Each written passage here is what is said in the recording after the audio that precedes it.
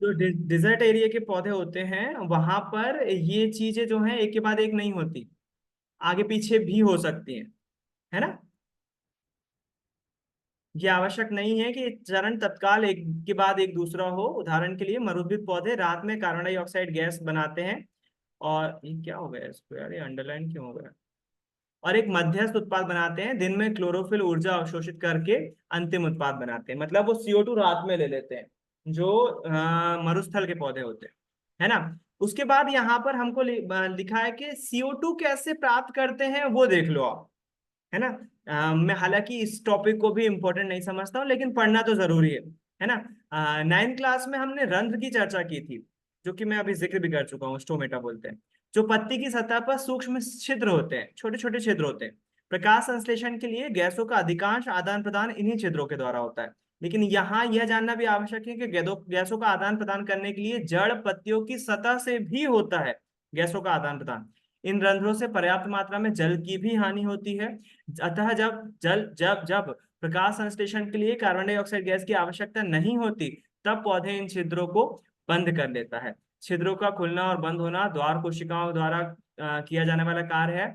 द्वार कोशिकाओं में जब जल अंदर जाता है तो वे फूल जाती हैं और रंध्र छिद्र का खुल जाता है। इसी तरह जब द्वार कोशिकाएं सिकुड़ती हैं तो छिद्र बंद हो जाता है। मतलब ये जो रंध्र के छिद्र हैं, ये खुलते बंद होते रहते हैं। जब गैस निकलना होती है तो खुल जाते हैं, जब गैस नहीं निकलना होती तो बंद हो जाते हैं, है ना। अम, द्वार कोशिकाएं ऐसा करती हैं, जब पानी आ जाता है द्वार कोशिकाओं में तो वो फूल जाती हैं और द्वार बंद हो जाता है, और जब पानी निकल जाता है तो वो सिकुड़ जाती हैं और द्वार खुल जाता है, जिससे गैसों का आदान प्रदान हो सके। ठीक है। यहाँ पर एक एक्सपेरिमेंट है पोटेशियम हाइड्रोक्साइड के साथ और पोटेशियम हाइड्रोक्साइड के बिना। बेलजार प्रैक्टिकल नीचे लिखा हुआ है। लगभग समान आकार के दो गमले लेना है पौधे। 3 दिन तक उन्हें अंधेरे कमरे में रखना है। अब प्रत्येक पौधे को अलग अलग कांच पट्टिका पर रखिए। एक पौधे के पास वाच ग्लास में पोटेशियम हाइड्रोक्साइड रखिए, NaOH, नहीं पोटेशियम, सोडियम नहीं, पोटेशियम KOH। और पोटेशियम हाइड्रोक्साइड का उपयोग कार्बन डाइऑक्साइड गैस को अवशोषित करने के लिए किया जाता है। चित्र अनुसार दोनों पौधे को अलग अलग बेल जार से ढक दीजिए। जार के तले को सील करने के लिए कांच पट्टी का वैसलीन लगा देते हैं, इससे प्रयोग वायुरोधी हो जाता है।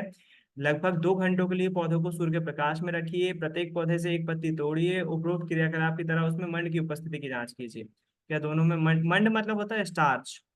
स्टार्च पौधे यूज करते हैं जब खाना नहीं बना पाते ना। तो इसका मैं 9th क्लास में ऐसे समझाता हूँ बच्चों को कि देखो, मंड या स्टार्च क्यों जरूरी होता है किसी पौधे में, उसका परीक्षण है ये। स्टार्च का परीक्षण है। मैं हालांकि फिर से बोल रहा हूँ, मैं इसको इम्पोर्टेंट नहीं समझता हूँ। इंपॉर्टेंट चीजें अब आने वाली है विषमपोषी पोषण में, हम देखने वाले हैं। लेकिन हाँ, यहाँ स्टार्च या मंड की बात हुई है तो मंड के बारे में थोड़ा सा जानना जरूरी है। मंड को ही इंग्लिश में स्टार्च बोलते हैं। और आप अभी जस्ट एक बात बताई मैंने आपको कि भाई प्रकाश संश्लेषण की अभिक्रिया द्वारा पत्तियों में होती है ना प्रकाश संश्लेषण की अभिक्रिया, तो पत्तियां जिम्मेदार हैं पौधे की ग्रोथ के लिए या भोजन के लिए। ठीक है। अब लेकिन एक बात बताओ, जब पतझड़ का मौसम आता है, जब पत्ते झड़ जाते हैं, लगभग लगभग फरवरी मार्च के अंत में ऐसे आता है पतझड़, पत्ते पूरी तरह से झड़ जाते हैं, तो फिर पौधे की ग्रोथ कैसे होगी, पौधा मर नहीं जाएगा। जब पत्तियों से प्रकाश संश्लेषण होता है, पत्तियां झड़ गई हैं पतझड़ के मौसम में, तब पौधे को भोजन कहाँ से मिलेगा। तो पौधा भी दिमाग रखता है, वो क्या कर लेता है अपने भोजन को, जब उसके पास पत्तियां हैं तो कुछ मात्रा में मंड को जो है, स्टार्च को जो है वो स्टोर करके रख लेता है। जड़ों में भी रहता है, तनों में भी रहता है। नॉर्मली तने के निचले हिस्से में जो जड़ें होती हैं वहां पर वो हिस्सा, वो स्टार्च या मंड जो है वो पाया जाता है। पत्तियों में भी पाया जाता है ना। लेकिन ज्यादा मात्रा में जड़ों में, जड़ों के ऊपर वाले हिस्से में, और तना जहां से शुरू होता है वहां पाया जाता है ये स्टार्च, स्टार्च मंड, ताकि जब पत्तियां झड़ जाएं तो ये स्टार्च से पौधा भोजन बना सके और पौधा मरे ना, है ना। इसलिए स्टार्च उपस्थित रहता है उसकी जड़ों में। 9th क्लास में पढ़ाता हूँ हालांकि मैं, अगर पढ़ाया होगा तो पता होगा, नहीं तो नहीं पता होगा, जाहिर सी बात है, लेकिन यहाँ पढ़ा दिया तो आप समझ में आना चाहिए। मंड या स्टार्च क्यों जरूरी है पौधों के लिए, क्योंकि ये मंड या स्टार्च ही पत्तियां जब झड़ जाती हैं तब मदद करता है पौधे को जिंदा रखने के लिए। तो ये प्रकाश संश्लेषण के बारे में था। विषम पोषी पोषण के बारे में ज्यादा कुछ खास है नहीं। यहाँ पर एक अमीबा में भोजन की विधि है एक ऑब्जेक्टिव बनता है अमीबा में भोजन किस विधि से प्राप्त होता है, तो उस विधि का नाम है पिनोसाइटोसिस। ऑब्जेक्टिव बनता है, ये हॉट क्वेश्चन हो सकता है, हायर ऑर्डर थिंकिंग। पिनोसाइटोसिस, क्योंकि इसमें डायग्राम तो लिखा हुआ है कि अमीबा कैसे भोजन अपना प्राप्त करता है। पिनोसाइटोसिस, साइटोसिस,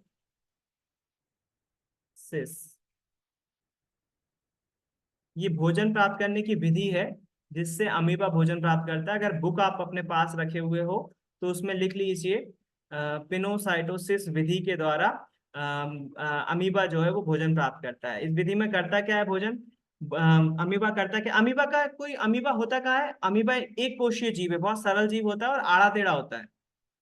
एक कोशीय जीव है मतलब एक ही कोशिका होती है, बहुत छोटा होता है, नॉर्मल आंखों से नहीं देख सकते हम इसको, है ना। और कहाँ पाया जाता है, नॉर्मली गंदे पानी में पाया जाता है अमीबा, है ना। और ये आड़ा टेढ़ा होता है, कैसा भी बना दो वो अमीबा है, ऐसा बना दिया तो अमीबा हो जाएगा। और इसमें हमेशा एक कोशीय जीव में, आपने 9th क्लास में पढ़ा हुआ है, 9th क्लास के बच्चे भी बैठे हुए हैं, आप पढ़ोगे बेटा 5वें चैप्टर में, अमीबा किसी भी शेप का होता है और उसमें एक केंद्रक जरूर होता है ना। एक केंद्रक जरूर होता है उसमें, अमीबा में। वो केंद्रक जो है हर कोशिका में होता है, और वो हमेशा आपको इसमें देखो, इसमें डायग्राम में भी केंद्रक जरूर दिखाई देगा। तो अब पिनोसाइटोसिस में होता क्या है, ये खाने का कण है, अमीबा को दिख गया है खाने का कण। अमीबा इसके नजदीक आएगा, इसके चारों तरफ फैलने लगेगा और इसके चारों तरफ एक घेरा बना लेगा, खाने का कण को अपने अंदर घसीट लेगा। और अंदर ले जाने के बाद फिर उसके बाद कुछ एंजाइम छोड़ता है अंदर ही अंदर, और फिर इसको पाचित कर लेता है और ग्लूकोज वगैरह जो भी बनाता है कार्बोहाइड्रेट इसके अंदर ही बना लेता है, अंदर ही अंदर बना। मतलब धीरे धीरे आड़ा टेढ़ा गया, उसके चारों तरफ फैला, उस खाद्य कण को अंदर लिया, फिर इसके अंदर जो लिक्विड रहता है वो एंजाइम इसके अंदर छोड़ता है खाद्य कणों को, और फिर उसको धीरे धीरे पाचित करता जाता है और ऊर्जा बना। तो अमीबा एक कोशीय जीव है, वो इस तरह से बिल्कुल सरल खाद्य वो करता है, खाना बनाता है। ये कौन है, एक कोशीय जीव। आप मेरे ख्याल से सब समझते होंगे। अब हम विषम पोषी पोषण पढ़ रहे हैं तो जीवों के बारे में चर्चा आएगी। और जीव जो है वो दो तरह के होते हैं, एक कोशीय जीव होते हैं जो एक ही कोशिका से बनी हुई है, उदाहरण के लिए अमीबा और पैरामीशियम, एक कोशिकीय जीव बोलते हैं उसको। और दूसरे प्रकार के जीव होते हैं बहुकोशीय जीव, जिनमें बहुत सारी कोशिकाएं पाई जाती हैं, उदाहरण के लिए मनुष्य, जानवर, ये कुत्ता, गाय, बकरी, भैंस वगैरह सब बहुकोशीय जीव है ना। एक कोशीय जीव कम मात्रा में पाए जाते हैं, अमीबा और पैरामीशियम उदाहरण है, याद रखिएगा। अमीबा, पैरामीशियम भी एक परजीवी है और एक चप्पल के जैसा शेप होता है इसका, पैरामीशियम, पैरामीशियम का शेप चप्पल की तरह होता है, बहुत छोटे छोटे होते हैं। एक कोशिका जी मतलब एक कोशिका, आप अपने हाथ की एक कोशिका नहीं देख सकते हो यार, तो फिर ये तो क्या ही देख पाओगे, है ना। अगर हाँ, आप लोगों ने अगर किसी जीव की कोशिका देखी होगी तो 9th क्लास में एक प्रैक्टिकल करवाया जाता है, प्याज की कोशिका देखी जाती है। तो हम प्याज की कोशिका जरूर देख पाते हैं माइक्रोस्कोप की सहायता से, क्योंकि वो थोड़ी सी बड़ी होती है। हमारे बहुत सारे अंगों की तो बहुत छोटी होती है, अमीबा तो उससे भी छोटा होता है। तो बहुत छोटे छोटे जीव होते हैं ये, माइक्रोस्कोप से देख सकते हैं, हालांकि ऐसा नहीं है कि हम बिल्कुल नहीं देख सकते, माइक्रोस्कोप से देखा जा सकता है अमीबा और पैरामीशियम को। तो अमीबा जो है भोजन अपना इस तरह से कितना सरल जीव है, बिल्कुल एक कोशिका है केवल। हमारे शरीर में उस जैसी अरबों कोशिकाएं हैं, है ना। हमारी आंख की अलग कोशिका है, स्किन की अलग कोशिका है, जीभ की अलग कोशिका है, बाल की अलग कोशिका है, हार्ट की अलग कोशिका है, लीवर की अलग कोशिका, सब अंग अलग अलग कोशिकाओं से मिलकर बने हुए। उसका केवल एक कोशिका और वही शरीर है। खाने का कण दिखा तो उसके आजू बाजू का उसको घेर लिया, पहले उसको अंदर ले लिया, फिर उसके बाद उसके अंदर ही अंदर उसमें जूसेस छोड़े, एंजाइम छोड़े, और उसके कारण से उसको पाचित कर लिया। ये एक सिंपल एक कोशीय जीव में भोजन ग्रहण करने की उत्पादन है। अब वो जो खाद्य कण था, उससे जो ग्लूकोज मिलेगा, जो एनर्जी मिलेगी, उससे खुद को ग्रोथ करेगा। अमीबा खुद को ग्रोथ कर कर क्या करता है, टूट जाता है, जो कि हम 8 चैप्टर में देखेंगे। अमीबा धीरे धीरे जो है ना आपस में दो अमीबा बना लेता है। अमीबा का काम और कुछ नहीं, खाना बनाता है, शरीर बना बड़ा करता है, और धीरे धीरे दो अमीबा में टूट जाता है। तो आप बोलोगे फिर तो ये अमर हो गया, मरेगा ही नहीं कभी, लगातार जिंदा होता जाएगा। एक्चुअली में ये अमीबा पेरेंट अमीबा था, लेकिन अब ये जो है वो टूटकर इसका बच्चे हो गए, मतलब अलग संतति है। है ना। और अमरता का मतलब ये नहीं है कि कोई कभी, अमरता का मतलब है जिसको मारा ना जा सके, वो अमर है हमेशा के लिए। लेकिन अमीबा को आप कुचल दोगे, काट दोगे तो मर जाएगा ना भाई, अमर कहाँ से हुआ, है ना। तो ये अमीबा जो है वो इस तरह से भोजन प्राप्त करता है। अब एक कोशीय जीव में तो भोजन बहुत आसान है, लेकिन बहुकोशीय जीव में क्या होता है, तो फिर बात आती है मनुष्य के पोषण की, कि मनुष्य में पोषण कैसे होता है। किसी भी वक्त लाइट जा सकती है, तो लाइट जैसे ही जाएगी मुझे क्लास रोकना पड़ेगी, उसी टाइम कोशिश करूंगा मोबाइल से ज्वाइन करने की, लेकिन अंधेरा हो जाता है तो फिर बहुत ज्यादा दिक्कत होती है। अम, तो अब आता है जीव अपना पोषण कैसे ग्रहण करते हैं, मतलब इंसान कैसे ग्रहण करते हैं। तो टॉपिक है मनुष्य में पोषण, मनुष्य में पाचन तंत्र किस प्रकार से काम करता है। तो देखो, मनुष्य में पाचन के अलग अलग स्तर हैं। सबसे पहले जो पाचन शुरू होता है वो मुंह से पाचन शुरू होता है, मतलब पाचन की प्रक्रिया, पाचन की प्रक्रिया मुंह से ही शुरू हो जाती है ना। सबसे पहले खाना जो है मुंह में आता है, और हम क्या करते हैं, हमारे मुंह का काम क्या है, मुंह में दांत का काम है जो भोजन है उसको छोटे छोटे टुकड़ों में काटना। तो दांत वो करते हैं काम, उसको छोटे छोटे टुकड़ों में काट लेते हैं। और साथ ही साथ हमारी जो अम, अम, 2 मिनट, दांत का काम है उसको छोटे छोटे टुकड़ों में काट देना, और साथ ही साथ हमारे जीभ में निकलती है लार, जीभ और मुंह से निकलती है लार। और ये लार क्या करती है, लार जो है वो इसमें एक एंजाइम होता है, लार में एक एंजाइम होता है, लार एमिलेज।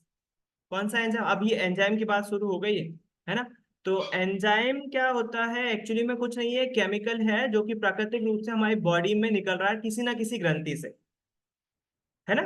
किसी ना किसी ग्रंथि से ये कोई ना कोई केमिकल निकल रहा होता है, उस केमिकल को हम एंजाइम बोलते हैं, ठीक है। लार में जो एंजाइम होता है उसको लार एमिलेज बोलते हैं, और ये क्या करता है, ये स्टार्च को शर्करा में कन्वर्ट करता है। मैं इसको कहाँ ले जाऊं, मैं आपको इस पे, क्योंकि जो मैं बोल रहा हूँ पहले आपको समझा दे रहा हूँ, उसके बाद जो है आप बुक में पढ़ोगे तो फिर समझ में आ जाएगा। सबसे पहले हम बात कर रहे हैं मुंह में पाचन की। मैं बिल्कुल शॉर्ट में समझाऊंगा आपको, ताकि आपको आप जब खाना खाओ तो आप देखो कि हाँ मुंह में पाचन चल रहा है, फिर भोजन नली से होते हुए खाना पेट में गया, वगैरह वगैरह। मुंह में पाचन के दो काम है, पहला दांत का काम, दांत का काम क्या है, भोजन को काटना। दूसरा काम है लार का। लार में एक एंजाइम पाया जाता है जिसको हम लार एमिलेज बोलते हैं। क्या बोलते हैं, लार एमिलेज, केमिकल का नाम है। एंजाइम क्या होते हैं, एंजाइम कुछ नहीं है, कुछ केमिकल है जो हमारे शरीर में किसी ना किसी ग्रंथि से निकलते हैं। जैसे अब मुंह से निकल रहा है तो लार निकल रही है, तो मुंह मुख्य ग्रंथि से लार ग्रंथि से निकलेगा लार एमिलेज। लार एमिलेज क्या करता है, लार एमिलेज स्टार्च को, स्टार्च को शर्करा में कन्वर्ट करता है, ग्लूकोज में, शक्कर में, शर्करा, या ग्लूकोज भी लिख सकते हैं। स्टार्च को शर्करा में कन्वर्ट करता है। यही शर्करा तो कांड कर देती है आपके मुंह का, जो मुंह में दांत सड़ने या दांत में कीड़ा लगने का काम है ना। अगर हम ब्रश नहीं करेंगे तो खाना वहीं रह जाएगा, और जो लार क्रिया करेगी ना, स्टार्च को कन्वर्ट करेगी शक्कर में, वो शक्कर जो है लगातार मुंह में बनी रहेगी। और शक्कर जब मुंह में बनी रहेगी तो दो रीजन होंगे, एक तो अल्कोहल का निर्माण होगा मुंह में, और दूसरा बैक्टीरिया पनपेंगे, और वो बैक्टीरिया दांत में कीड़े लगने के कारण बनते हैं। इसलिए हमको खाना खाने के बाद ब्रश करना बेहद जरूरी है, ताकि भोजन ना पचा रह पाए मुंह में, और वो भोजन ना ही लार की संपर्क में आए, ना ही उसकी शर्करा बने, ना ही उस शर्करा से अल्कोहल बने। उससे मुंह के छाले हो सकते हैं, और भी बहुत सारे रीजन हैं जो कि आपको असर कर सकते हैं। ज्यादा मात्रा में शर्करा बनेगी, अगर ज्यादा मात्रा में अल्कोहल बनेगा तो लीवर पे भी असर डाल सकता है। आप शराब नहीं पी रहे होगे तब भी लीवर खराब हो सकता है ना, ज्यादा मात्रा में अगर शर्करा बनेगी मुंह में। छाले सबसे बेहद कॉमन रीजन है जो कि हो सकते हैं, अगर आप दांतों की सफाई नहीं रखोगे, ब्रश नहीं करोगे तो, ठीक है।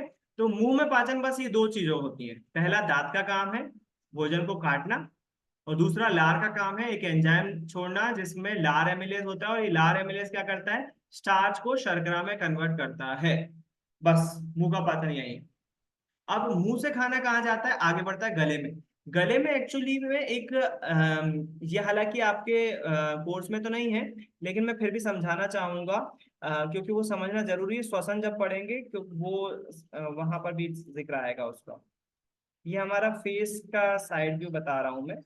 ये नॉर्मली हमारा चेहरा इस तरह से होता है ना, यहाँ पर आंखें होती हैं। मैं बना नहीं रहा हूँ आँख, नहीं तो तुम बोलोगे गड़बड़ गड़बड़ बना रहे हो, हंसने लगोगे। अभी तो ठीक बन रहा है। ये हमारा गला होता है, इतना पतला नहीं होता है लेकिन फिर भी ठीक है। हमारे मुंह से और नाक से, ये मुंह का द्वार रहता है, और नाक से जो हम सांस लेते हैं ना वो भी यही मिलता है। नाक से जो सांस लेते हैं वो भी यहीं आके मिलती है, मतलब वायु भी नाक से जो आती है वो यहीं आती है ना। और जो हम खाना खाते हैं, मुख से जो खाना जाता है वो भी यहीं आता है। यहाँ गले में दो नली होती है। पीछे साइड होती है हमारी भोजन नली, पीछे साइड होती है भोजन नली। और आगे जो नली होती है वो हमारी फेफड़ों की नली, आगे हमारी फेफड़ों की नली होती है ना। थोड़ा सा ध्यान रखना, ये हमारी भोजन नली है, येलो वाली। और रेड वाली बना रहा हूं मैं श्वास नली, है ना। यहाँ पर जो ये ग्रीन वाला पोर्शन बना रहा हूं मैं, इस अंग को बोलते हैं, एक ढक्कन जैसा होता है, इस अंग को बोलते हैं, इंग्लिश में नाम है इसका, हिंदी में नाम मुझे पता नहीं है, होगा तो। इस अंग को बोलते हैं, ओ भाई, एपिग्लॉटस। एपिग्लॉटिस भी ये बोल सकते हैं, एपिग्लॉटस, है ना। मैं एरो हटा दे रहा हूँ क्योंकि उससे कंफ्यूजन होगा। एपिग्लॉटस ये एक बॉल भी जैसा होता है, एपिग्लॉटस।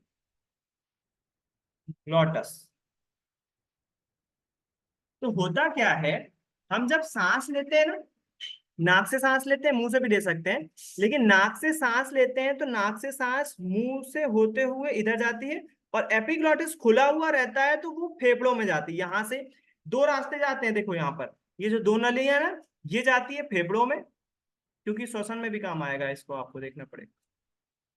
फेफड़ों में जाती है।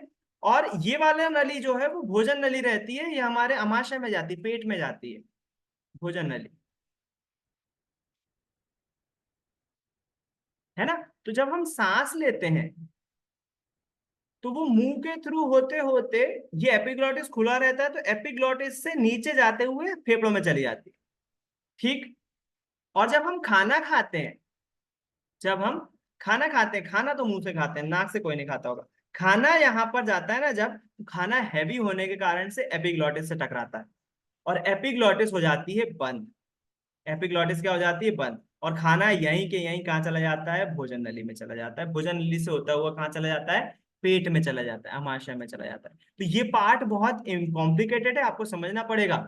इसीलिए मालूम, जब आपको ठसका लगता है ना, जब एकदम से कुछ सूखी चीज खा लेते हो तो ठसका लग जाता है, तो बेबी को कभी नहीं लगना चाहिए। जो न्यूबॉर्न बेबी रहते हैं ना, छोटे बेबी रहते हैं, उसको ठसका कभी नहीं लगना चाहिए। क्यों? क्योंकि एपिग्लॉटिस से वो खाना या पानी जो है फेफड़ों में जा सकता है। और बच्चे की यहाँ पर अगर अगर एपिग्लॉटिस में खाना फंसा, यहाँ खाना फंसा, तो बच्चा सांस नहीं ले पाएगा, और सांस नहीं ले पाएगा तो मृत्यु हो जाएगी तुरंत। इसलिए न्यूबॉर्न बेबी को कभी भी नहीं होना चाहिए। ऐसे ही इंसानों में, अपन बड़े में भी हो सकता है। जब आप ज्यादा मात्रा में केक खाओगे ना, तो इस चीज को महसूस करोगे। जब ज्यादा को बड़ा कोर ले लोगे केक का, तो वो केक जब यहाँ जाएगा ना, तो यहाँ अगर फंसा तो आपको सांस लेने में दिक्कत हो सकती है, चोकिंग, इसको चोकिंग बोलते हैं। अमेरिका में बहुत कॉमन है ये, इंडिया में बहुत कम होता है क्योंकि हमारा खाना ऐसा नहीं है, खान पान नहीं है। लेकिन वहां का खान पान बेकार है, सूखा ज्यादा खाते हैं। तो यहाँ एपिग्लॉटिस में अगर खाना फंसा तो सांस लेने में तकलीफ हो सकती है, व्यक्ति तुरंत मर सकता है, तुरंत। इसलिए अमेरिका में बच्चों को सिखाया जाता है कि चॉकिंग होने पर क्या किया जाए, आप उस व्यक्ति को यहाँ पकड़ो और जोर से यहाँ पर दबाओ, यहाँ सीने के नीचे थोड़ा सा दबाओ, ताकि अंदर प्रेशर बने और खाना जो है वो वापस ऊपर मुंह के थ्रू निकल जाए, है ना। ठीक है, मैं क्लास रिकॉर्ड कर रहा हूँ, मैं रिकॉर्डिंग भेज दूंगा। अगर ज्वाइन नहीं कर पा रही है तो ठीक है, मैं ऑलरेडी क्लास, मैं मैसेज देख रहा हूँ हालांकि, लेकिन मैं रिसीव नहीं कर रहा हूँ क्योंकि मुझे मालूम है मैं रिप्लाई वही दूंगा। मैं क्लास रिकॉर्ड कर रहा हूँ, मैं रिकॉर्डिंग जस्ट करने के बाद तुरंत अपलोड करके भेज दूंगा लिंक, है ना। तो यहाँ से हमारा ये एपिग्लॉटिस वाला भाग हिस्सा समझना बेहद जरूरी है। एपिग्लॉटिस एक इंपॉर्टेंट रोल अदा करता है, वायु और भोजन नली के मार्ग को अलग करता है। जब वायु इधर से जाती है तो वो फेफड़ों में चली जाती है, एपिग्लॉटिस खुला हुआ रहता है। जब खाना जाता है तो एपिग्लॉटिस से होता हुआ नीचे चला जाता है। इस हिस्से को अपने बुक में कवर नहीं किया हुआ है, क्योंकि डॉक्टर्स का लेवल का काम है। मतलब आप, अगर मैं केवल इसलिए बता देता हूँ बच्चों को, अगर बायोलॉजी में इंटरेस्ट आए तो ये एक रीजन हो सकता है कि देखो बुक आपको इतनी छोटी छोटी चीजें नहीं बता रही। आप अगर इंटरेस्ट लोगे तो एपिग्लॉटिस फिर बाद में काम आएगा, आपको बताया जा सकता है। तो अब ये मुंह का पाचन खत्म हो गया था, खाना भोजन नली से होता हुआ अब कहाँ जा रहा है? अब भोजन नली से होता हुआ जाता है हमारे स्टमक में, जिसको हम बोलते हैं अमाशय। ये तो भोजन नली हो गई। भोजन नली को ईसोफेगस बोला जाता है। ईसोफेगस की स्पेलिंग बहुत उटपटांग है। उसके बाद होता है हमारा अम, अमाशय। ऐसी थैली जैसी संरचना होती है ना। इस अमाशय में पाचन का क्या काम है भाई? पेट में पाचन का काम क्या है? भोजन नली से टुकड़ों, अपने दांत से तो काट ही दिया था भोजन को। अब भोजन कहाँ आ गया? अमाशय में आ गया। अमाशय जो है दो काम करता है इसके। इसको और अधिक तोड़ता है, आगे पीछे होके इसको और अधिक तोड़ता है, पहला काम। तो दूसरा इंपॉर्टेंट काम इसमें, अमाशय की त्वचा से, अमाशय की त्वचा से एक एसिड निकलता है ना। मैंने पहले ही बताया हुआ, वो एसिड का नाम है हाइड्रोक्लोरिक एसिड, HCl। पीएच 1 से लेकर 2 होता है, बहुत खतरनाक स्ट्रॉन्ग एसिड है। ये स्ट्रॉन्ग एसिड कहाँ? खाने में मिलता है।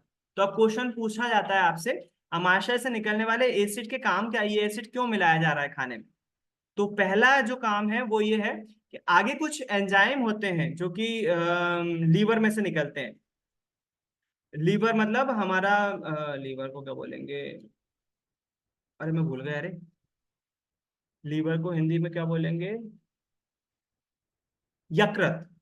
यकृत से कुछ एंजाइम निकलते हैं। वो एंजाइम प्रोटीन के पाचन के लिए, प्रोटीन और वसा के पाचन के लिए जरूरी होते हैं। तो वो एंजाइम एसिड वाले खाने में ही काम करते हैं। वो एंजाइम काम नहीं करेंगे अगर ये एसिड नहीं होगा खाने में, है ना। इसीलिए ये एसिड का पहला काम है कि वो एंजाइम, पेप्सिन जैसे एंजाइम को, एंजाइम का नाम याद रखो, पेप्सिन एंजाइम एसिडिक वाले खाने को में से ही प्रोटीन निकाल पाता है। पेप्सिन का काम है प्रोटीन निकालना। अभी एंजाइम पढ़ेंगे, इसी में पढ़ेंगे आज या कल में। आज तो शायद मुश्किल लग रहा है। मैं आज केवल वो दे रहा हूँ, ओवरव्यू दे रहा हूँ। यहाँ पर एसिड मिलाया, खाने को पाचित किया, अब खाना जो है धीरे धीरे आगे बढ़ेगा और कहाँ आएगा? छोटी आंत में आएगा। छोटी आंत में जाने से पहले यहाँ पर यकृत होता है, हमारे शरीर की सबसे बड़ी ग्रंथि है। वो यकृत क्या करेगा? वो यकृत कुछ रस छोड़ेगा।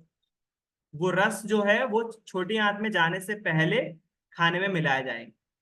इस रसों में होते हैं एंजाइम, और वो एंजाइम का काम है वो चार चीजों का अवशोषण, प्रोटीन, वसा, कार्बोहाइड्रेट, विटामिन। वो एंजाइम जो है यकृत छोड़ता है, हमारा लीवर। शराब पीने से यही खराब होता है, लीवर। और वो एंजाइम फिर हमारे छोटी आंत में जा रहा है, जो खाना जा रहा है ना, उसमें मिल जाते हैं। तो अब छोटी आंत क्या होती है? छोटी आंत जो है वो आकार में लंबी होती है। छोटी आंत आकार में लंबी होती है। अब मैं डायग्राम थोड़ा सा बड़ा कर रहा हूँ, गंदा बना रहा हूँ, लेकिन समझ में आ जाएगा। खाना अमाशय से होता हुआ कहाँ जा रहा था? छोटी आंत में। उसमें बीच में यकृत ने क्या जोड़ दिया? उसमें कुछ एंजाइम छोड़ दिए। उसको हम एक रस बोलते हैं, जूस बोलते हैं, जो कि हमारा यकृत छोड़ता है। उसमें बहुत सारे एंजाइम होते हैं। वो आ जाता है कहाँ? छोटी आंत में, खाने के साथ मिक्स हो जाता है। अब छोटी आंत लंबी होती है, लगभग 5 मीटर तक लंबी होती है। दिखाऊंगा मैं, रियल वीडियो दिखाऊंगा इसका। छोटी आंत ऐसी लंबी होती है ना। अब खाना क्या होता है? खाना इस छोटी आंत में से होकर गुजरता रहता है। 5 मीटर तक लंबी हो सकती है, अलग अलग भी हो सकती है। खाना कहाँ से गुजर रहा है? छोटी आंत से। लगातार आगे छोटी आंत ऐसा ऐसा ऐसा ऐसा आगे बढ़ती जाता है, मतलब जैसा सांप रेंगता है ना, वैसा खाना जो है इसमें रेंगता है। और इस दौरान वो एंजाइम इस पे, खाने पे काम करते रहते हैं, रासायनिक अभिक्रिया हो रही होती है लगातार।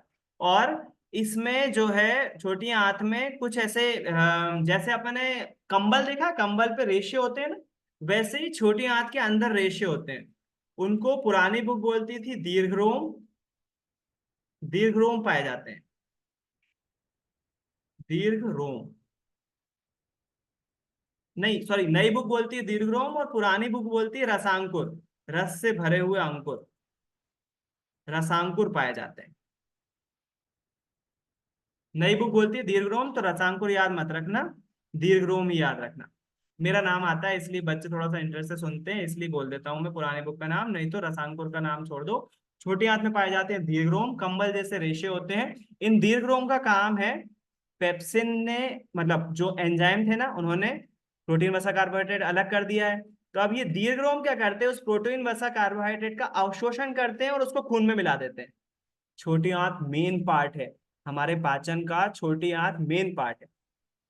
तो छोटी आंत में क्या हो रहा है, वो प्रोटीन वसा कार्बोहाइड्रेट जो अलग कर दिए हैं एंजाइमों ने, उसको अवशोषित करते, इसलिए तो छोटी आंत सबसे बड़ा पार्ट है पाचन तंत्र में।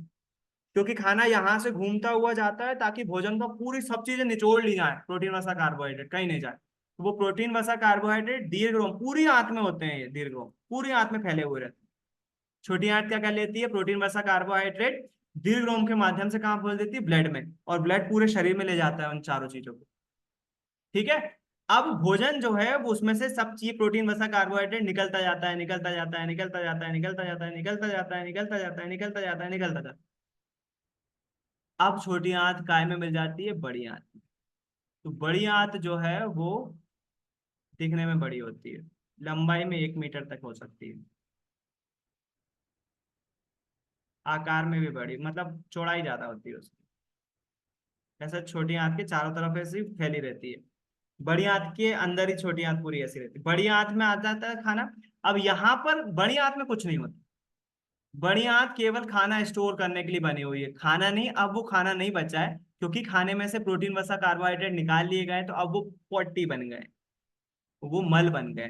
तो वो मल जो है बड़ी आंत में इकट्ठा होता रहता है, बड़ी आंत से ट्रेवल करता हुआ आखिरी में आता है, और वो हमारे गुदादार के द्वारा हमारे शरीर में से अलग कर दिया जाता है। बड़ी आंत में ही मल इकट्ठा होता जाता है। जब इकट्ठा हो जाता है तो फिर हम अपने नेचुरल प्रोसेस के कारण से, नेचुरल प्रोसेस के द्वारा उसको बाहर कर देते हैं मल को। इस प्रोसेस को बहिर्क्षेपण बोलते हैं। बहिर्क्षेपण मतलब मल को बाहर निकालने की प्रोसेस बहिर्क्षेपण कहलाता है। ठीक है, तो ये बिल्कुल बेसिक सा पाचन तंत्र है ना। ये मैंने बिल्कुल इंट्रोडक्शन, मतलब अभी मैंने डीप में नहीं बताया, मैंने केवल तुमको मतलब एक जीके के तौर पर बताया कि हमारे शरीर में क्या क्या होता है। कितना बुरा लग रहा है, रियल वाला भी दिखाऊंगा अपन, रियल में कैसा रहता है। भोजन गया मुंह में, दांतों ने काटा, उसमें लार मिलाई, लार में था एंजाइम, लार मिले, उसने स्टार्च को कन्वर्ट कर दिया शर्करा में। अब वो खाना जो है नीचे से नीचे आगे बढ़ा। और लार एक और काम करती है, इसको थोड़ा सा क्षारी बना देती है, खाने को क्षारी बना देती है। अब वो कहाँ आया, पेट में आया। पेट ने उसको और अधिक तोड़ा टुकड़ों में, और उसमें मिलाया HCl। HCl जब मिल गया उसमें, काय के लिए मिलाया, ताकि बैक्टीरिया मर जाए खाने में, और पेप्सिन एंजाइम प्रोटीन निकाल सके। वो खाना फिर आगे बढ़ेगा, छोटी आंत में जाने लगेगा। छोटी आंत में जाते समय उसमें मिलाए जाएंगे कुछ जूसेस, रस, और उन रसों में होंगे एंजाइम। और वो एंजाइम क्या करेंगे, प्रोटीन वसा कार्बोहाइड्रेट निकालेंगे खाने में से, और निकाल कर कहाँ भेज देंगे, दीर्घ रोम के माध्यम से ब्लड में भेज देंगे, और ब्लड पूरी जगह पे ले जाएगा, सभी कोशिकाओं में ले जाएगा, शरीर के पूरे अंगों तक ले जाएगा। और फिर खाना धीरे धीरे आगे बढ़ता जाता है, और उसमें से अवशोषण लगातार चलता रहता है। अवशोषण मतलब प्रोटीन वसा कार्बोहाइड्रेट निकाले जाते रहते हैं, शरीर में भेजे जाते रहते हैं, लगातार चलता रहता है। छोटी आंत में 5 मीटर तक घूमता है खाना, और फिर उसके बाद आखिरी में वो बड़ी आंत में आता है, और बड़ी आंत से होता हुआ यहाँ इकट्ठा होते जाता है मल के रूप में। और फिर जब मल इकट्ठा हो जाता है तो हम नेचुरल प्रोसेस के द्वारा उसको अपने शरीर से गुदा द्वार के द्वारा बाहर भेज देते हैं। एनस, गुदा द्वार, मल द्वार, जहां से हम मल त्याग करते हैं।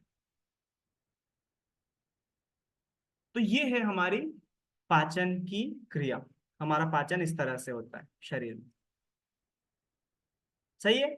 जीके के तौर पर अभी समझ में आ गया है। अब डीप में कल देखेंगे एक के बाद एक बुक के द्वारा कि कैसे, अगर आप चाहो तो ये वाला पैराग्राफ पढ़ सकते हो, मैं नहीं पढ़ा रहा हूँ अभी क्योंकि कल ही पढ़ाऊंगा।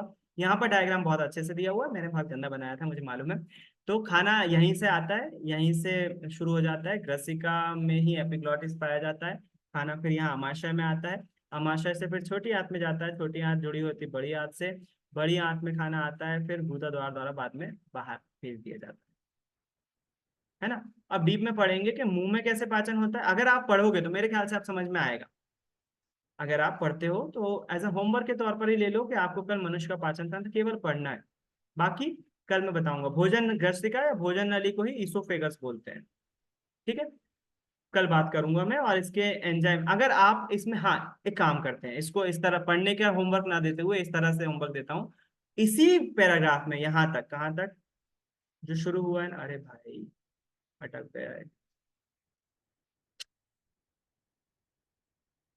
यहाँ से शुरू होता है पाचन तंत्र मनुष्य में पोषण से, यहाँ से शुरू होता है और कहाँ जाता है, यहाँ तक जाता है बस, है ना। इस पूरे पैराग्राफ में आपको यहाँ साइड में जगह दी है ना बुक में, आपका कल का काम है कुछ प्रमुख एंजाइम के नाम, जैसे पेप्सिन एक एंजाइम मिलेगा आपको इसमें पढ़ने को मिलेगा, लार एमिलेज तो बता ही दिया मैंने, तो उस पेप्सिन को यहाँ लिखना है। फिर लिखना है कहाँ से निकलता है, तो हम लिखेंगे जिस भी अंग से, जैसे यकृत से निकलता है, यकृत से निकलने वाले रस में होता है, यकृत से निकलता है तो वो अंग का नाम लिखेंगे। और फिर उसके बाद लिखेंगे क्या काम करता है, तो हम लिखेंगे प्रोटीन का अवशोषण करता है, प्रोटीन का अवशोषण करता है। ये आपका होमवर्क है।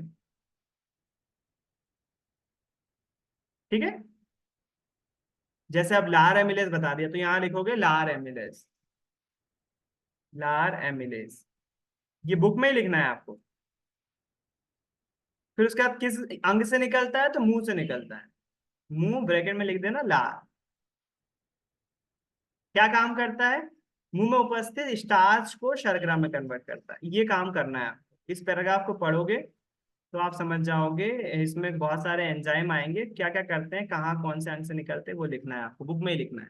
ठीक है, होमवर्क समझ में आ गया होगा। इस बहाने से आप एंजाइम लिखोगे भी, एंजाइम याद भी हो जाएंगे, और आप ये वाला टॉपिक पढ़ भी लोगे। शुरू से लेकर आखिरी तक अलग अलग एंजाइम निकलते हैं, अलग अलग काम करते हैं, तो वो आपको करना है, आज का होमवर्क है वो। क्योंकि बच्चे कम हो गए हैं मुझे मालूम है, कुछ ना कुछ इशू हुआ है जिसके कारण से कट गए हैं बच्चे, इसलिए क्लास, इसलिए क्या टाइम भी हो गया है। आज के लिए क्लास यहीं तक छोड़ते हैं।